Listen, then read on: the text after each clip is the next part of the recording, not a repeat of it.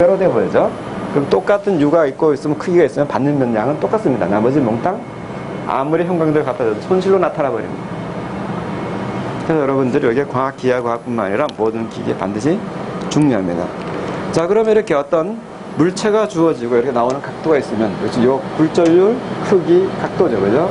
세 가지 라그란지 H가 주어지는데, 요 라그란지 불변량은 이름 그대로 불변량이라 아무리 그 뒤에 광학 렌즈를 갖다 댄다 하더라도 이 값은 변하지 않습니다. 자, 예를 들어서, 자, 여기 처음에서 보면은, 자, 렌즈 면이 하나가 있을 때, 렌즈 하나가 있을 때, 여기 N과 U와 에타의 곱이 주어지고, 여기 있는 것처럼 M', U', 에타로 세 개의 곱이 주어 상수가 되었다 그러면, 다시 여기다 렌즈를 또 하나 댄다고 하죠. 렌즈 하나 또 대게 되면은, 이 상에 와서 다시 또 이렇게 넘어갑니다. 그죠? 그럼 여기 있던 상이 있다, 이 자리에 다시 이렇게 생깁니다. 자, 그럼 다시 마찬가지로 됩니다. 그럼 여기 N, U, 에타가 있었다 그러면 여기도 마찬가지로 N2' 있고, 요 각도가 U2' 있고, 에타2' 있다면, 자, 요게 물체면 요 놈이 상이 됩니다. 그러면 요 면의 입장에서 본다면, 여기도 라그란지 여기 있는 라그란지 불변이 바로 요 자리에 그대로 또 전달됩니다. 그러면 이렇게 되면, 요게 뭐가 되면, 요게 N2'에 U2', 에타2'. 그래서 이거 똑같아져가지고, 처음 물체 쪽에 한번 요 정해진 것은 중간에 아무리 렌즈를 집어넣더라도 요 값은 변하지 않게 계속합니다. 그렇기 때문에 이게 라그란지 불변량이 광학기기에 성립하죠. 그래서 예를 들어 여러분들이 수식에 관대 본다면, 자, 요 근축각을 작게 하려면 무조건 상의 크기가 커져야 되고, 상의 크기가 작아지려면 근축각이 커져야 됩니다. 그리고 그 값은 반드시 물체에서 NU, 에타의 곱과 똑같아야 됩니다. 그래서 이게 불변량이 가지는 중요한 의미입니다. 그래서 여러분들 요 라그란지 불변량을 갖다 유비하는 광학기기는 존재할 수가 없습니다. 그럼 또 역으로 말한다면은 이 라그란지 불변량 그럼 절대의 불변에 거친가 사실은 그게 아니라 요 라그란지 불변량과 수차와는 밀접한 관계가 있습니다. 그래서 이렇게 이 라그란지 불변의 일정하게 유지되는 광학계는 이상적인 광학계입니다. 그리고 이상적인 광학계 수차가 0이 되는 광학계입니다. 그러나 반대로 여러분들의 광학계 수차가 있다면 이 불변량이 깨집니다. 즉 요 값 관계가 성립하지 않고 요 값이 플러스 마이너스 차이가 날 수가 있습니다. 그럼 여러분들 예를 들어서 라그랑제 불변량을 갖다가 얘가 0으로 일치하게 만든다는 건 그만큼 수차가 이상적인 광학에 가깝다는 이야기고 수차가 없어진다는 이야기가 같고요. 반대로 조명 같은 경우에서 이 관계를 깨고 싶으면 수차를 발생시키면 됩니다. 근데 문제는 뭐냐면은 이 광학 설계에서 수차를 갖다가 0으로 만드는 것도 무지 어렵습니다. 그렇지만 수차가 더 무지 크게 만드는 것도 역시 마찬가지로 무지 어렵습니다. 결론적으로 여러분들이 모든 과학기의 초기 구성에서는 라그란지 불변량으로 간다 이렇게 생각하시고 수차가 있으면 플러스 마이너스 약간 바뀔 수가 있다. 그리고 렌즈 설계를 갖다 바꿔줘도 많이는 못 바꿉니다. 그래서 결국은 여기에 준해서 모든 광학 결상이나 정확히 본다 이것은 빛의 전파입니다. 빛이 전파하는 과정이 이루어진다고 볼 수가 있습니다. 그래서 여러분들이 요 세 N과 물체의 높이, 광추에서 나오는 요 세 개의 부분 항상 일정하다. 이렇게 여러분들이 보시면 됩니다. 그래서 여러분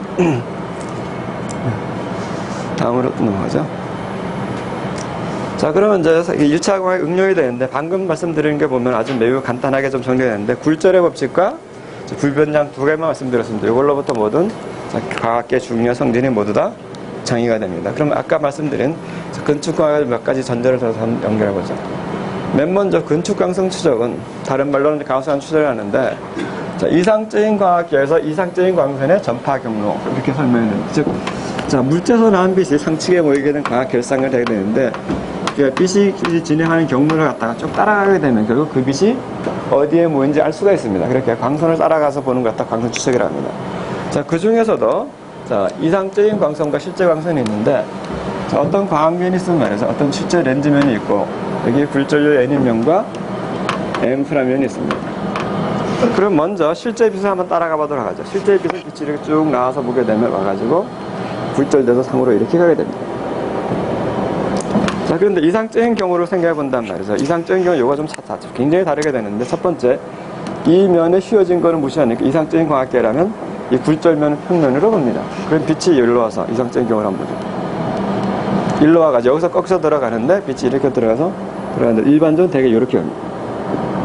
그래서 이렇게 꺾여서 이렇게 하는 것처럼 구성이 되고 그다음 스넬의 법칙으로 빠지게 되면 말이죠. 여기서 스넬의 법칙을 보게 되면은 여기서는 N sin I는 M'에 사인 I' 이렇게 굴절하는데 이상적인 광선 같으면 사실 이렇게 굴절하면서도 면의 법성을 I와 프라임과 I로 본다면 이거는 그냥 ANI는 M', I' 이렇게 굴절합니다. 그래서 실제 광선과 이상적인 광선은 아주 사실은 좀 다릅니다. 사실 이 차이가 나중에 수차가 됩니다. 그래서 광학계는 실제는 이렇게 빛이 가지면 이상적인 광선은 이렇게 이제 간다고 봐야 되는데 빨간색 표시하는데 가상의 이상적인 광선이 가는 경로를 따라가는 것을 갖다가 근축광선 추적이라는 겁니다. 그래서 이 근축광선 추적은 실제 렌즈 안에 빛이 지나갈 따라가는 게 아니라 만약 이 렌즈가 이상적이면 어떻게 갈 것인가 그 이상적인 광선이 진행하는 경로를 표시하는 게 근축광선 추적입니다. 역으로 말한다면 말이죠. 실제 광선이 만약 이 가상의 이상적인 광선과 똑같이 간다면은 그럼 이상적인 렌즈가 되어버립니다. 즉 수차가 0이 됩니다. 그렇지 않다면 그 차이가 모두 수차로 나타납니다. 자, 그러면 이제 근축광선 추적을 보게 되면 항상 빛은 물체에서 출발을 해서 진행하니까 H0, U0가 0번면이 물체면입니다. 그 다음에 광선의 이동과 굴절 두 가지 관점으로 이루어져 있습니다. 자, 여기 이제 그림을 한번 다시 더 그려보도록 하죠.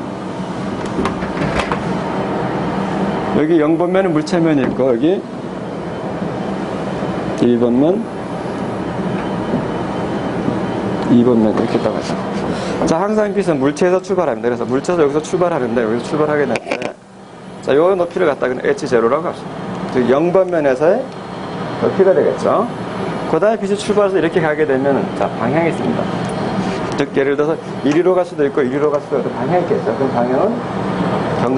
방향은 근축각으로 표시가 됩니다. 즉 예를 들어서 자, 이 광선과 광축이 이루는 각도는 요거 평행선을 이렇게 그어보게 되면은 이게 요새 각도가 나와요. 그죠? 그 다음에 여기다 프라임을 붙여요. 그래서 이쪽이 물체 측이랑 요 뒤쪽은 평축이라고 합니다. 그럼 처음에 그러면 예를 들어서 자, 물체에서 높이 H0에서 U0는 프라임은 각도가 납니다. 그래서 이걸 보게 사실 이것은 물체의 높이가 됩니다. 처음에. 그러면 빛이 이렇게 되면 예를 들어 빛이 전파를 합니다. 자, 그러면 실제 광학계가 이상적인 광학계로 가상을 해본다면은 이 면 자체가 휘어지면 무시가 되니까 그냥 이 면은 이렇게 평면이 이렇게 되는 걸로 보이죠. 근축광학에서는 면이 휘어진 거 세그 값은 0으로 분산합니다. 그럼 빛은 그냥 똑바로 와서 여기에 온 것처럼 보이게 되겠죠. 그렇게 되면 여러분들 빛이 이렇게 가게 되면은 H와 U0 두 가지 파라미터 중에서 U는 가만히 있고 H는 바뀝니다. H는 증가하고 이 각도는 똑같죠. 그럼 첫 번째 면에 둘러쓸 높이를 H1이라고 합니다. 실제로는 아마 더 가서 여기서 만나겠지만 근축광학에서는 평면을 근사하기 때문에 그림을 이렇게 그릴 수밖에 없겠네요. 그렇게 되면 첫 번째 면에서 두 번째 면 이동을 하게 되면 면의 높이는 H1은 그럼 여기 밑에 좀 적어보면 말이죠.